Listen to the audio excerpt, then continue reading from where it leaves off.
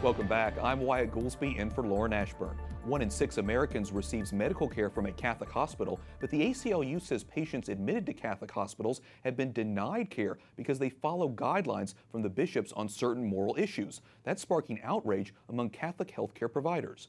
Joining us now is Stephanie Slade, managing editor of Reason, a libertarian magazine. Stephanie recently wrote about why the ACLU is targeting Catholic hospitals and what it means for communities across the United States. Stephanie, you point out a series of legal battles here. What is the beef with Catholic hospitals? So one of the things that these directives that the U.S. bishops put out says is, not surprisingly, that Catholic hospitals cannot perform abortions, direct abortions, or elective sterilization procedures.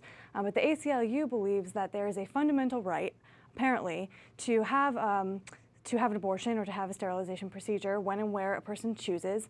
They've decided that that's important enough that they've launched this flurry of legal lawsuits against Catholic hospital systems and against the Catholic bishops themselves to try to force these hospitals to do these procedures to which the church is obviously morally opposed. And because they're pushing so hard, the ACLU is against Catholic hospitals, many people are worried that it's going to drive medical care, out of the hands of people who really need it. What do you think about that? Sure. Well, many Catholic hospitals exist in inner cities. They serve poor communities. Sometimes they're the only hospital in a particular rural community. So a lot of people are relying on these hospitals for their care. If they were driven out, it would affect many people. And the ACLU seems to think that that's an argument for forcing the Catholic hospitals to do what it wants, as opposed to for getting out of the way and letting the hospitals serve, Catholic hospitals serve people like they always have.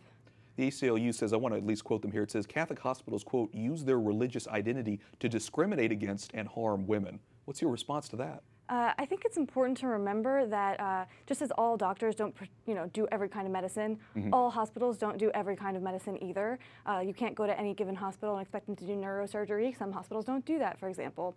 And it wouldn't make sense for me to show up at a hospital and say, I demand that you do neurosurgery on me.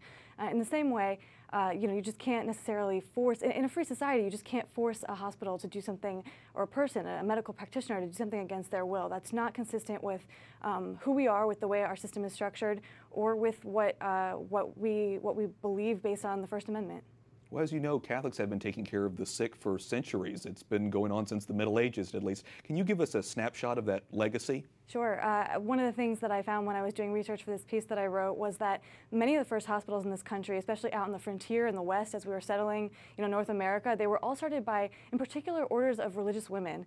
And so these people were providing care to a country that didn't have any other form of sort of formalized care. They pioneered these services, and so now to say, looking back at that, to conclude that they don't deserve to be able to continue to serve the communities that they exist in, just doesn't make a lot of sense. Well, it's a contentious issue, and we're glad that you're shining the spotlight on it and all the good work the Catholic hospitals do. Stephanie Slade, managing editor of Reason magazine. Thanks so much for talking with us. Thank you.